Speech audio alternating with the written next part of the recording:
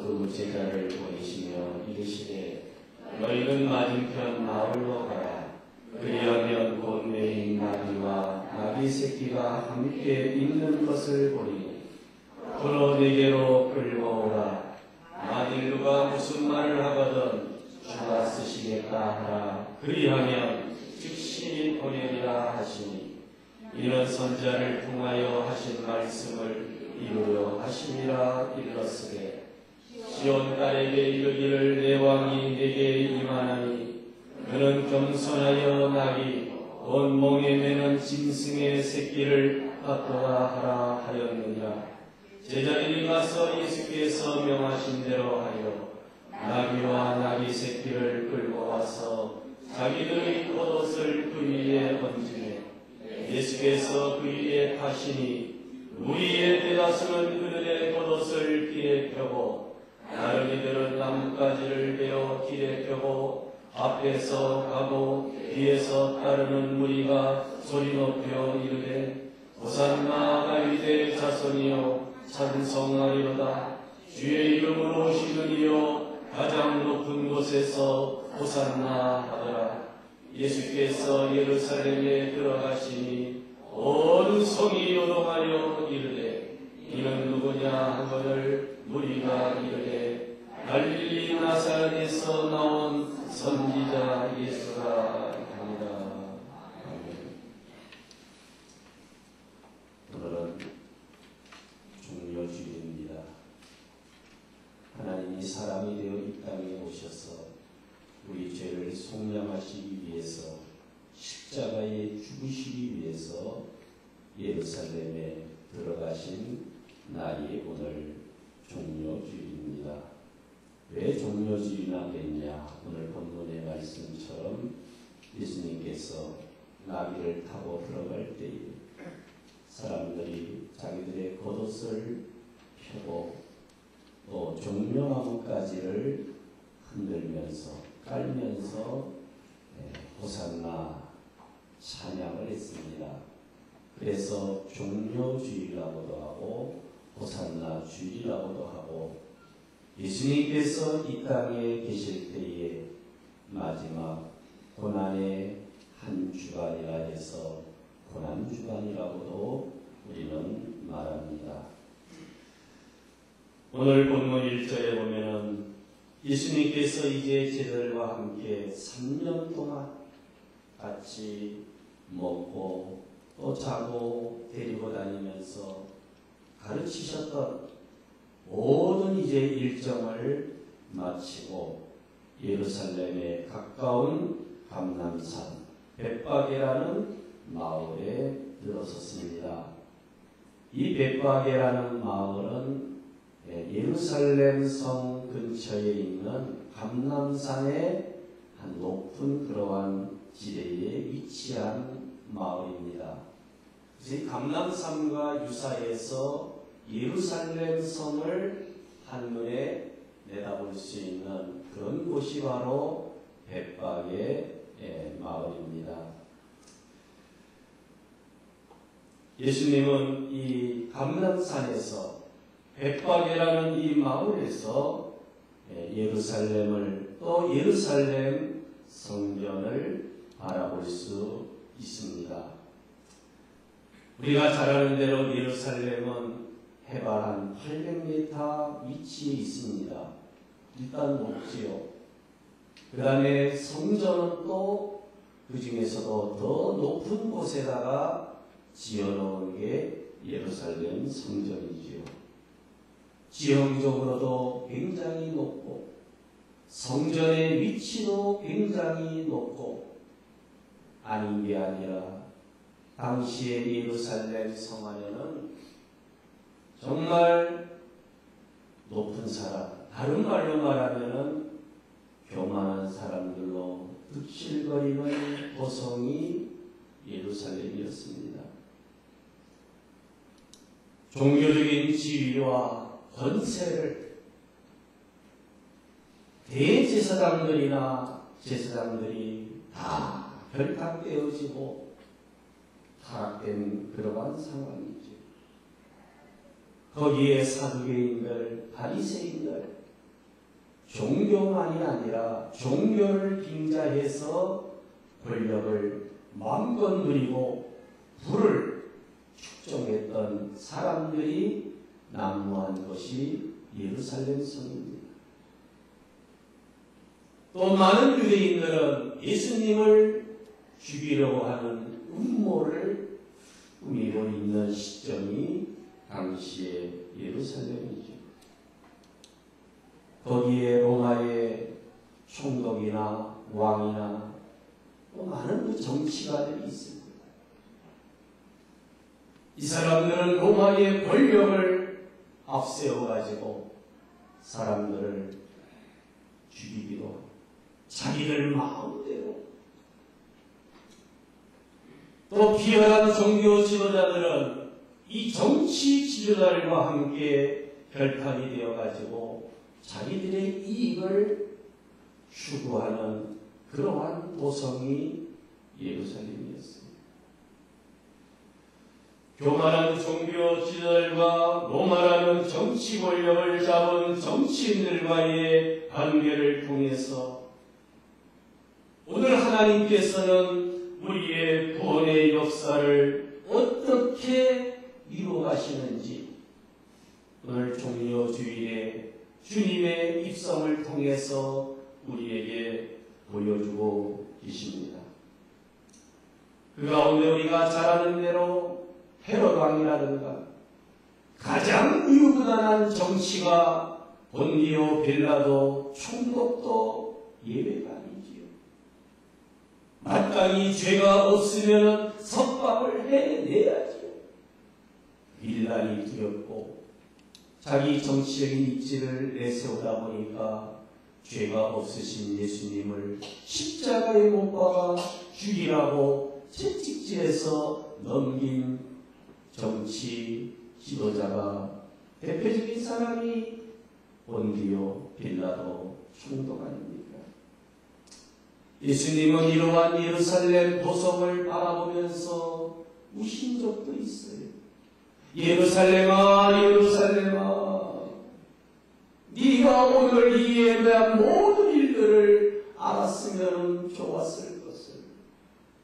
AD 70년에 이러한 예루살렘은 로마에 완전히 초토화가 됩니다. 영적인 질서도 없어요. 그 예루살렘은 하나님의 택한 도성이에요. 하나님의 구원의 뜻을 이루는 그러한 성이 다 타락되어지고 종교 지도자들도 말할 것도 없고 정치 지도자들 말할 것도 없고 일하는 사람들은 다 자기의 이권을 위해서 결탁을 하고 있는 교만과 권력과 물질의 눈이 어두워진 사람들의 도성이 예루살렘이었다. 타협에 능숙한 정치 지도자들, 또 그 권력에 아부하고 아첨하는 종교 지도자, 하나님의 선하심과 하나님의 구원의 뜻을 볼 수 있는 여력은 아무것도 없었어요. 이러한 때입니다. 이러한 때에 이러한 모습을 바라보면서 예수님은 두 제자를 보내어서 맞은편 벳박의 마을로 가서 거기에 나귀 새끼를 끌고 가는, 그리고 이것이 어쩐 일이요 묻거들랑 주님께서 쓰시겠다 이렇게 말하라. 그랬더니 그 나귀 주인이 아무 말하지 아니하고 주님께서 쓰시라고 내주는 모습이 나옵니다. 그것은 왜 그랬느냐? 사전에 보면은 스가랴 선지를 통해서 스가랴 9장 9절에 예언한 말씀이에요. 그는 공의로우시며 구원을 베푸시며 겸손하여서 나귀를 타시니 나귀의 작은 것 곧 나귀 새끼니라. 나귀를 타시고 입성한다는 사실을 이미 스가랴 선지를 통해서 예언하셨고 그 예언의 말씀이 이루어진다는 사실 앞에 이 나귀 주인도 또 예루살렘의 거민들도 종려나무가지를 흔들며 예수님의 입성을 환영했던 사실이지요. 자, 그러면은 여러분, 예수님께서 예루살렘으로 입성하실 때에 타고 가신 게 뭡니까? 나귀죠. 이 나귀는 전쟁에는 절대로 쓸 수 없는 짐승이에요. 이 나귀는 특징이 있는데 굉장히 사람으로 말하면 온유합니다. 또 무엇이나 잘 먹는, 그리고 덩치에 비해서 몸이 튼튼하고, 짐을 운반하는 데는, 이런 산악지형을 오르는 데는 아주 적격인 짐승이 나귀라는 겁니다. 또 우리가 그전에는 밭을 갈 때에 쓸 수 있는 짐승이 나귀라는 것이죠. 그리고 병의 이 저항력이 굉장히 강합니다. 또 물을 먹지 않고서도 산을 오를 수 있는 짐승 중에 하나가 나귀라는 거예요. 오랫동안 걸을 수 있대요. 뭐 이런 거 저런 것 때문에 예수님께서 나귀를 타고 입성한 것은 아니겠습니다만, 뭔가 나귀 새끼 한 마리를 사용하시는 것도 보면은 주님의 의로움이 나타나요. 주님은 어떤 일을 하시든지 뭔가 의로운, 말도 다 의로우시고 행동도 의로우시고, 그래도 성에 입성한다면 웬만한 권력을 가진가 왕들이라면 이런 나귀를 타고 입성하지는 않아요. 요즘은 사람들에게 표를 얻기 위해서 별말들을 다 하고 정말 공약에 공약을 남발할 정도로 그런 시기 아닙니까? 자기 사람으로 만들기 위해서는 어떤 말도 다 하는 그러한 세상이지요. 오늘 나귀를 타신 주님의 모습 속에서 새로운 왕의 모습을 볼 수 있는 종려주일이 될 수 있기를 바랍니다. 화평과 겸손으로 이 땅에 오신 주님이심을 그 미멀의 짐승을 통해서도 보여주신다는 거예요. 왜 나귀 새끼를 타셨느냐? 그 나귀의 짐승의 그러한 온유하고 싸울 줄을 몰라요. 나귀는 백마 같지도 않아요. 겸손의 상징이에요. 잘 먹고 먼 길도 마다하지 아니하고 목이 말라도 끝까지 산에 오르는 짐을 나르는 유용한 아주 귀한 짐승이 나귀였다는 거죠. 우리는 주의 나라와 주의 일의 방법에 있어서 이와 같다는 사실을 간과해서는 아니 될 줄 압니다. 오늘날 많은 사람들은 방법을 마음대로 합니다. 목적만 좋다면 수단과 방법을 가리지 않아요. 교회도 마찬가지예요. 교회가 부흥한다면 수단과 방법을 가리지 않아요. 성도들이 축복받는다 그러면요, 이것이 성경적인지 비성경적인지 가리지 않아요. 그저 복 받으면 된다. 성경을 읽는다는 명분 아래 남의 귀한 촛대를 훔쳐서는 안 되는 겁니다. 남의 인격이나 남의 신앙이나 남의 재산이나 남의 생명을 남의 지식을 권세를 무시하고 막 빼앗아가지고 하는 그러한 처세는 오늘 나귀를 타고 입성하시는 주님의 모습에 반한 것들이라는 거죠.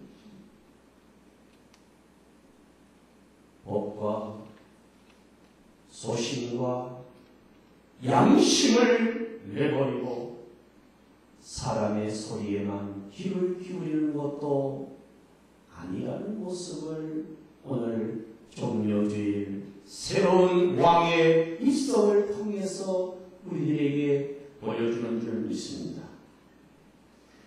이 나귀를 가져오자 예수님께서 지시하신 대로 제자들은 그 새끼 위에다가 자기들의 겉옷을 얹고 그 다음에 예수님께서 7절 하반절에 보면은 그 위에 타셨다 이렇게 말합니다.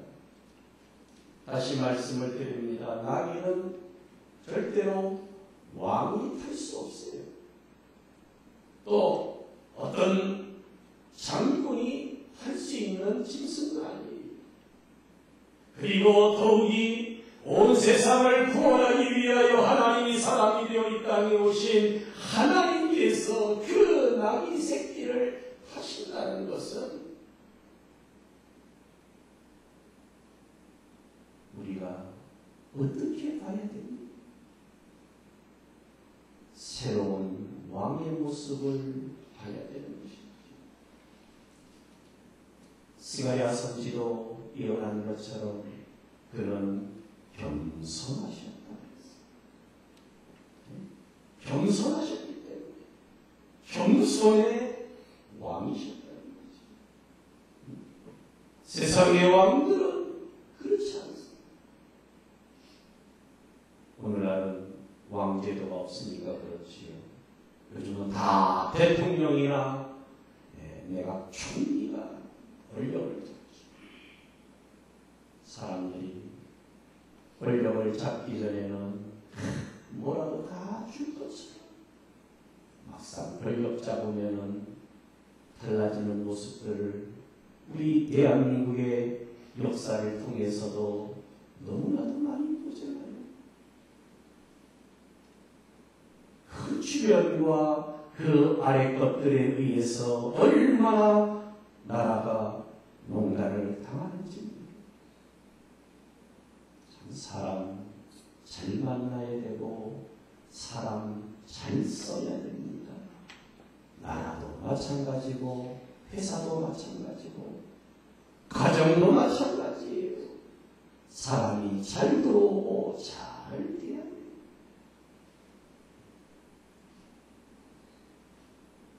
되고 나면 가만 안 놔주죠.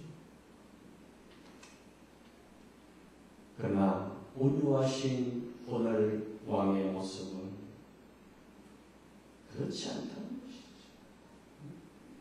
정말 예루살렘의 거민들은 이런 왕의 모습을 본 적이 없어요.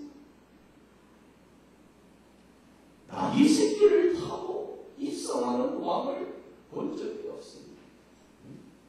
이거는 대관식이라고 할 수가 없고, 오늘 나귀를 타고 입성하시는 주님 앞에 8절에 보니까 제자들이 먼저 그 일을 시작한 다음에 대다수의 무리들이 보고서 자기들의 겉옷을 또 길에 펴고, 또 다른 사람들은 종려나뭇가지를 베어서 길에다가 펴고, 앞에서 가고 뒤에서 따르는 무리가 소리 높여 말합니다. 호산나 다윗의 자손이여 찬송하리로다.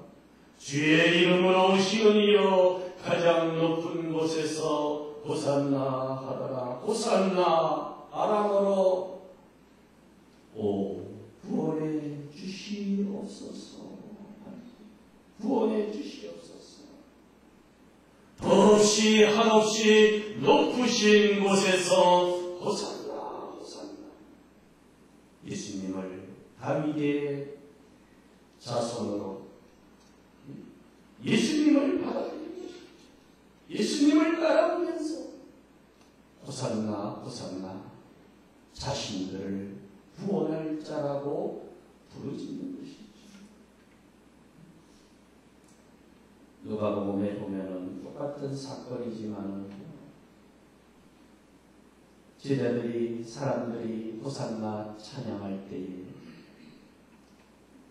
이상한 유대인들은 주님께 불평합니다.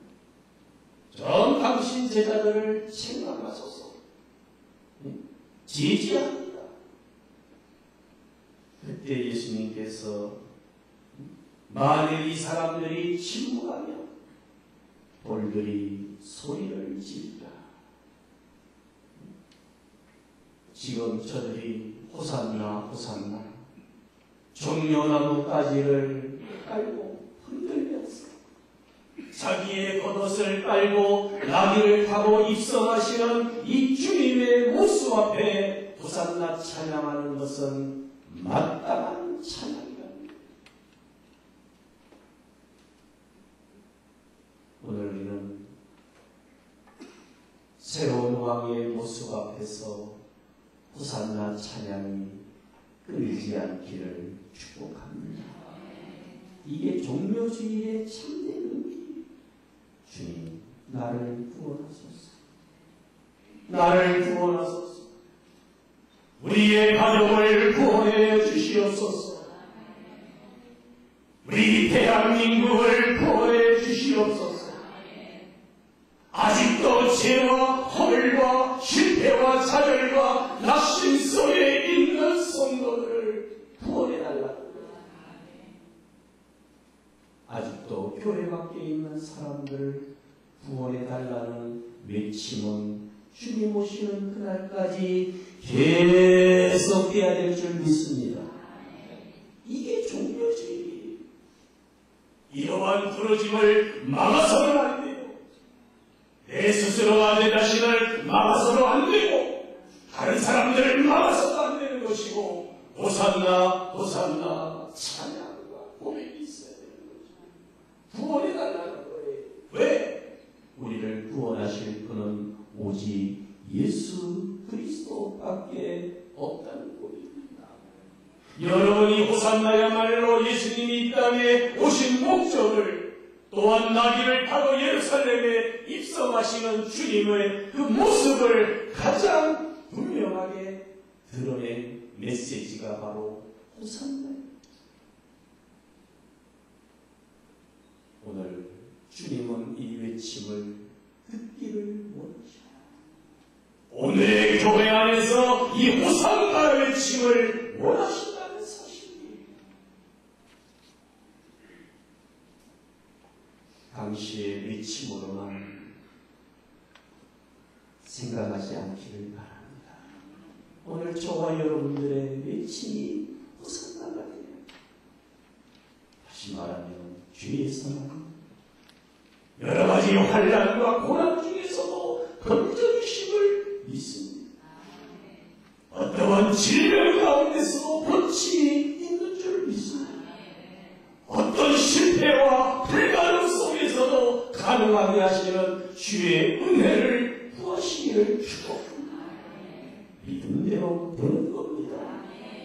믿는 대로 되는 겁니다. 믿음이 너를 구원하는 것이라고 말씀하십니다.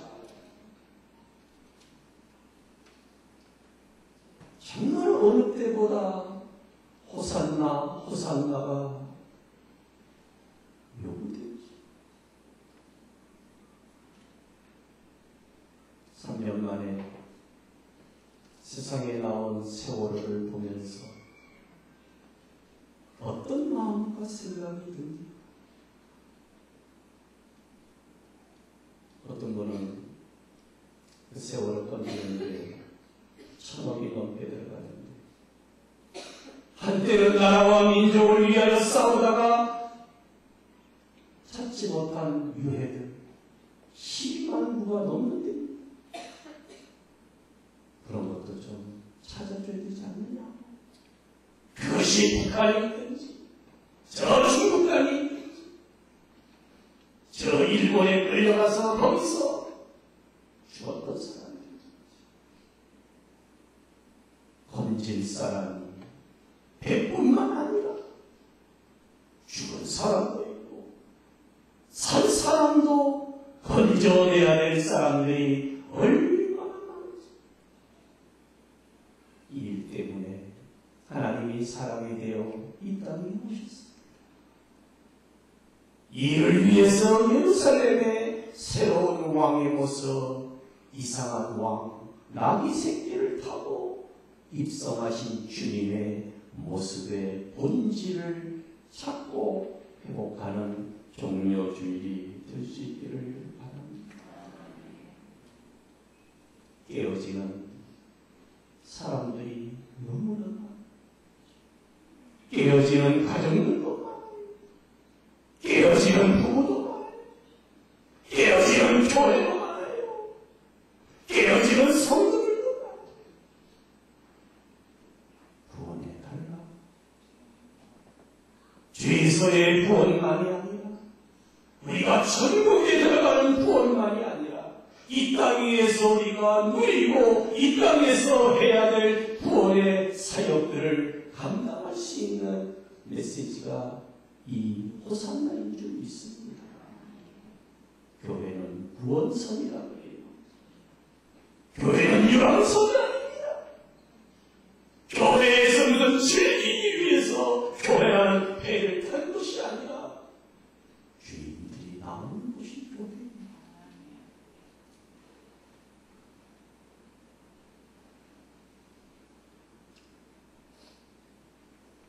호산나, 호산나. 사도행전 4장 12절의 말씀처럼 다른 이로서는 구원을 얻을 수 없나니 천하 인간의 구원을 얻을 만한 다른 이름을 우리에게 주신 일이 없습니다. 오직 예수. 구원은 주님입니다. 다른 신을 섬기지 마십시오. 우리 교회 교인들이 무슨 다른 신을 왜 섬깁니까? 돌부처나 이상한 거는 안 섬겨도 또 다른 신들이 얼마나 내 안에 있는지 몰라요. 오직 주님만 믿고 주님만 바라보시고 주님만이 우리를 구원하실 분이라는 이 고백이, 이 찬송이 정말 종묘주의 될 수 있기를 축복합니다. 나귀를 타시고 겸손하게 온유하게 예루살렘 죽으러 가시는 그 주님의 모습에서 주님만이 우리의 왕이요 우리의 구주가 되신다는 사실. 그러므로 요약결론을 내리려고 합니다. 첫째로는 사람의 눈에 보이는 것을 너무 중요하게 생각하지 마십시오. 앞으로 세상을 살아가시면서 눈에 보이는 거 그렇게 중요하게 생각하지 마세요. 지금 예수님의 왕의 입성을 보면은 너무 초라해요. 짐승 중에 아까 말했죠. 제가 나귀 새끼가 어떤 건지. 나귀가 싸움 중에 쓸 수 없는 거예요. 타도요 폼이 나야 안 나요? 모르시네. 대답할 때 나귀 새끼 타고 딱 걸어가면 폼이 나요? 아니요. 나귀는 뭐 실는 걸 알았어요? 짐을 실으면 딱 맞아요. 높은 데도 그냥 마다하지 않고 올라가요. 사람은 뭐 물 마셔야 되기 힘들지만 그래서 이 짐으로 나르는데 많이 씁니다. 그런데 주님이 만왕의 왕 되신 주님이 거기에 올라탄 모습은 우리에게 보여줍니다. 주님의 나라와 주님의 구원은 사람이 눈에 보이는 대로 아니다. 부디 눈에 보이는 대로 말하거나 쉽게 생각하지 생각하지 않기를 축복합니다. 특히 고난받는 성도들이요, 내가 보는 것 전부가 아닌 줄 압니다. 그리고 두 번째는, 많은 사람들이 환호한다 그래서 모두가 진리를 알고 있는 것은 아니다. 주보 한쪽에다가 써놨지. 군중들이 많이 모였어요. 예루살렘이 막 소동했다고 했잖아요. 그러나 아무리 많이 모여도, 환호소리가 들려도 그 안에 진리가 없으면 돌변합니다. 변질된다는 얘기예요. 흔들린다는 거예요. 그렇게 소리 높이고 외쳤는데 조금 있으니까 너무 힘없이 자기들은 스가랴 9장 9절에 나오는 왕이 오신다고 해서 이스라엘을 바벨론에서 창피하는 왕이 나타나 좋아한 것처럼 로마로부터 건져줄 왕으로 알았는데, 잡히던 아무 힘도 못 쓰고, 베드로가 칼을 가지고 덤벼도 야, 너 칼을 집어넣으라고 오히려 말고에 떨어진 길을 붙여주시고, 건강뭉치를 가지고 잡으러 오실 때도 아무런 저항도, 순순히 잡혀가시는 그 주님을 보고 나중에는 우유부단한 총독 빌라도가 바라바를 놔줄까? 아니면 예수를 놔줄까? 백성들이 소리를 지르면서 살인강도 바라바를 놔주라고, 진리가 없으면 여러분 이렇게 흔들리는 거예요. 진리를 여러분, 진리가 우리를 자유케 하는 거예요. 진리는 오직 예수 그리스도 주의 말씀이에요. 말씀 없는 신자들은 신자 무시를 할 수가 없어요. 왜? 돌변하니까. 여러분 살면서 정말 돌변하는 사람들 종종 볼 겁니다. 언제 내가 종려나무가지를 흔들었느냐? 언제? 많은 사람이라고 환호성이 반드시 진리가 그 안에서 역사해요. 그런 은혜가 있기를 바랍니다. 그리고 마지막에 온 성이 소동하여 이르되 이는 누구냐? 이는 누구냐? 중요한 질문입니다. 11절의 대답은 우리들의 대답이기 때문에 그렇게 확실하지 않고 그냥 선지자 예수 정도가 알지만은 오늘은 이 질문의 대답을 잘 할 수 있기를 바랍니다. 나귀 새끼를 타고 입성하신 주님은 구주요 하나님이시오.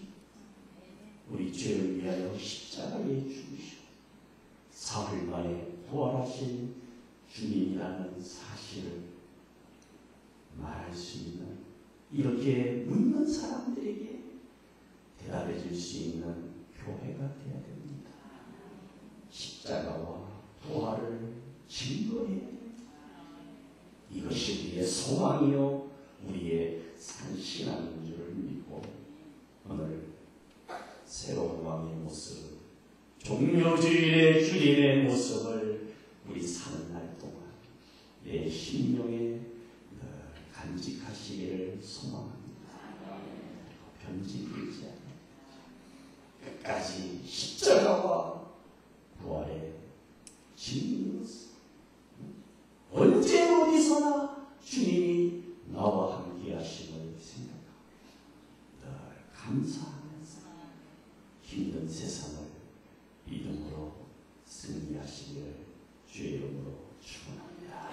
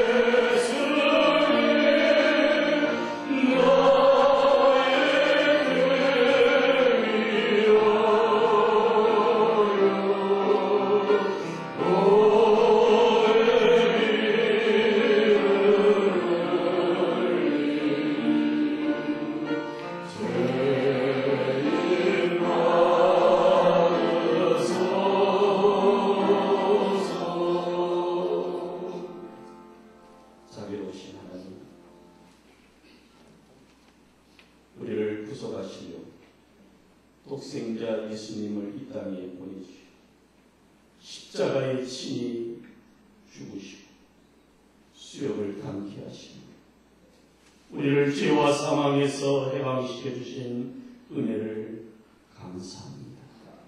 이 시간도 구속의 은혜를 받은 사랑하는 성도들, 하나님의 사랑과 그리스도의 대속의 은혜를 기억하면서 성찬에 참여하고자 합니다.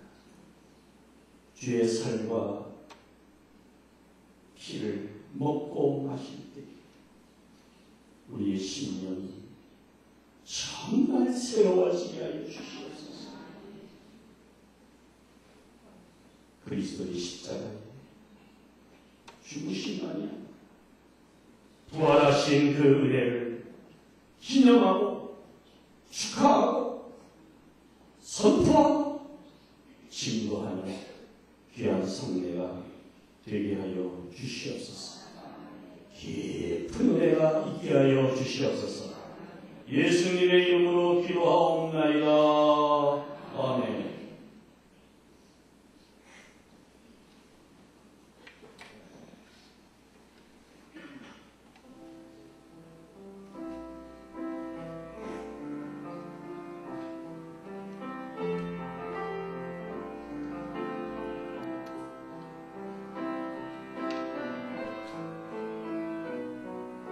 주님,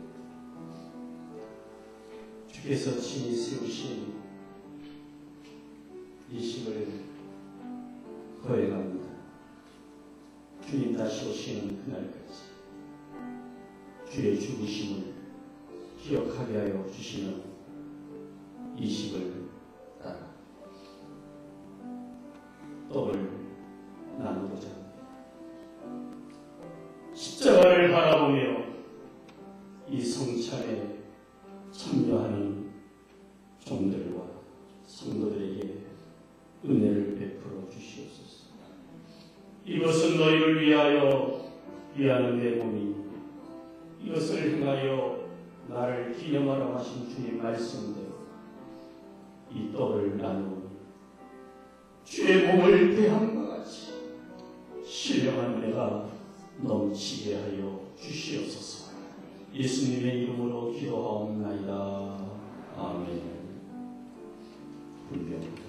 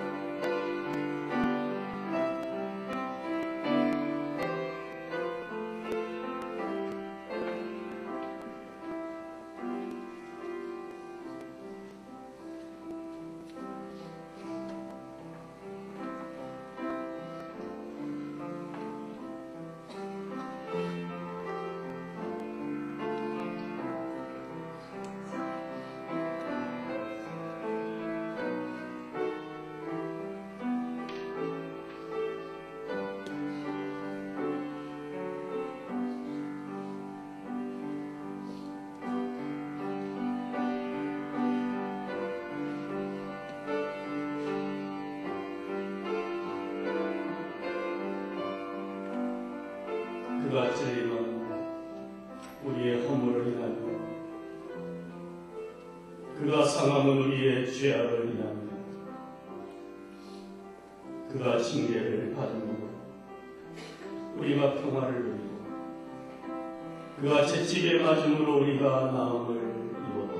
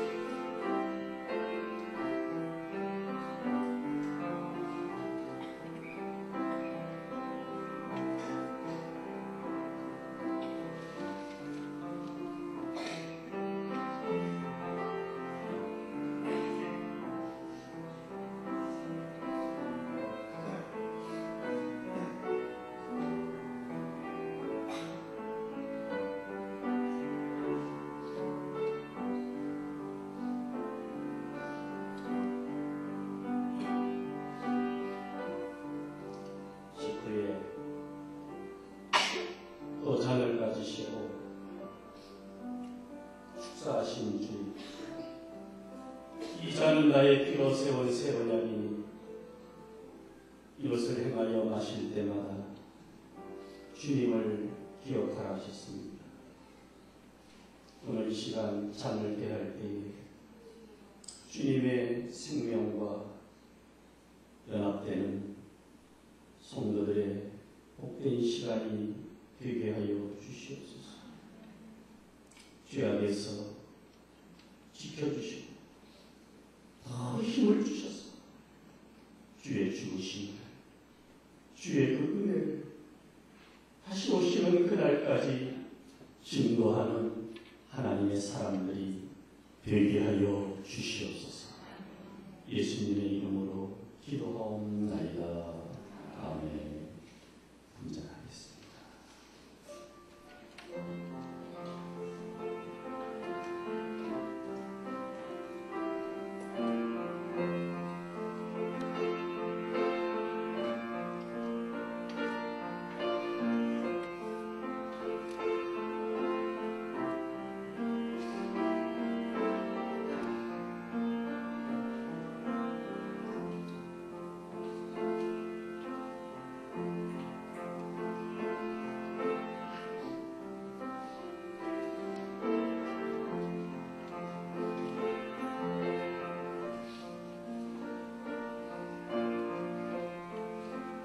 예수께서 이르시되 내가 진실로 너희에게 이르노니 인자의 살을 먹지 아니하고 인자의 피를 마시지 아니하면 너희 속에 생명이 없노라. 내 살을 먹고 내 피를 마시는 자는 영생을 가졌고 마지막 날에 내가 그를 다시 살리리니 내 살은 참된 양식이요 내 피는 참된 음료라. 내 살을 먹고 내 피를 마시는 자는 내 안에 거하고 나도 그 안에 거한다. 살아계신 아버지께서 나를 보내시니 내가 아버지께로 인하여 사는 것 같이 나를 먹는 그 사람도 나로 인하여 살리라. 이것은 하늘로서 내려온 떡이니 조상들이 먹고도 죽은 그것과 같지 아니하여 이 떡을 먹는 자는 영원히 살리라.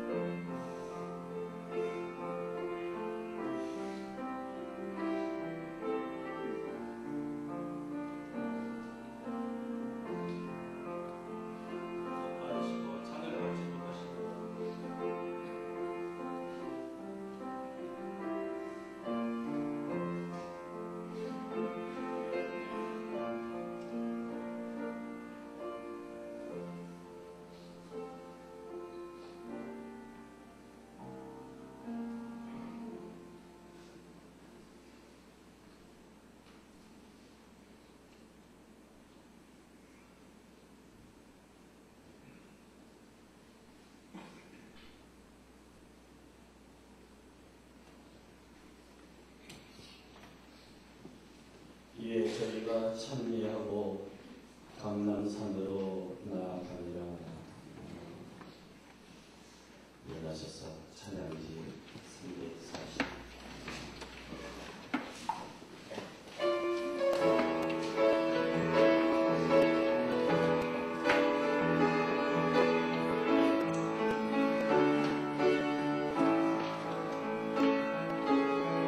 마음의 주를 향한 사랑이 너희의 마음에 주가 주신 진리라. 너희의 눈에 주의 눈물 채워주소서.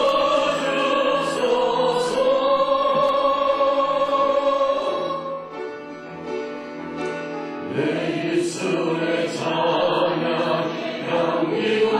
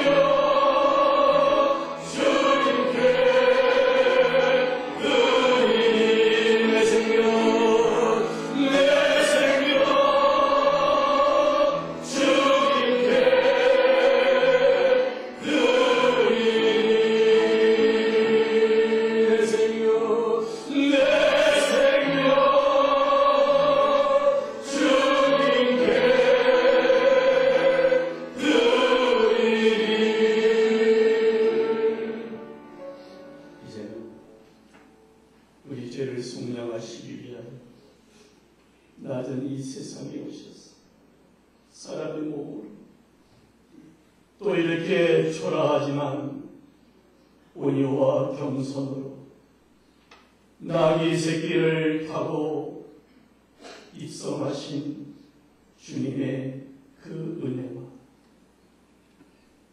또 우리 아버지 하나님의 무한하신 사랑하심 다시 오실 주님 앞에 서는 그날까지 교회를 붙드시고 사랑하는 성도를 붙드시고 귀한 믿음의 성도들을 세우도록 역사 충만케 하시고 오직 십자가의 신앙으로 승리케 하시는 성령님의 감화 감동 위로 교통 충만하시고 오늘 예배하는 모든 성도들 속에 특별히 아파하며 여러 가지 실패와 좌절과 낙심 중에서도 십자가의 주님을 바라보며 치유와 회복을 간구하는 모든 성도들 심령들 속에 이제로부터 영원토록 함께 하실지어다. 아멘.